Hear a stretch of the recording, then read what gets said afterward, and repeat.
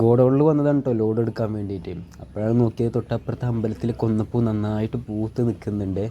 അപ്പോൾ നമ്മുടെ ഗോഡൗണിൻ്റെ ഫ്രണ്ടിലൊക്കെ അത് വീണ് കിടക്കുന്നുണ്ട്. നമ്മളെന്തായാലും യൂണിയൻകാർ വരുന്നത് വരെ വെയിറ്റ് ചെയ്ത് നിൽക്കണം. ഇത് കഴിഞ്ഞിട്ട് നമുക്ക് നമ്മളുടെ വീട്ടിലേക്ക് പോകണം കേട്ടോ ഇന്ന്. അപ്പോൾ നമ്മൾ യൂണിയൻകാർ വരുന്നവരെ വെയിറ്റ് ചെയ്ത് നിൽക്കണം. ഇതൊരു ചെറിയൊരു പിക്കപ്പാണ് കേട്ടോ. ഇതിൽ AC ഉണ്ട്, ഫാനുണ്ട്. പിന്നെന്താ, ഫാനിനെ കുറിച്ച് പറയുമ്പോൾ ഇത് ഫാൻ നൈസാണ് കേട്ടോ. ഇതിന് തീരെ ശബ്ദമില്ല, അതേപോലെ നല്ല കാറ്റുണ്ട്, നല്ല പവറുള്ള സാധനം. അടിപൊളിയാണ് ഇത് ഫാൻ കേട്ടോ.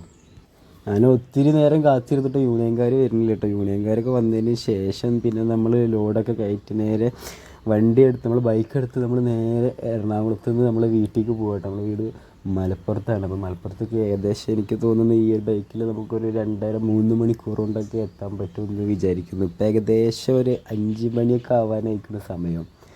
അങ്ങനെ നമ്മൾ വൈറ്റിൽ നിന്ന് തൃശ്ശൂർ എത്തിയപ്പോഴത്തേന് ഏകദേശം 6 മണി 6:10 ആയിട്ടാണ്.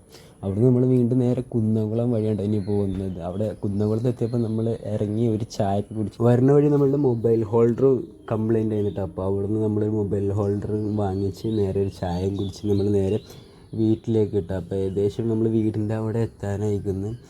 ഇനി നമുക്ക് പോകാനുള്ളത് ചങ്ങരകുളം, എടപ്പാൾ, കുറ്റിപ്പുറത്താട്ടോ നമ്മുടെ വീട്.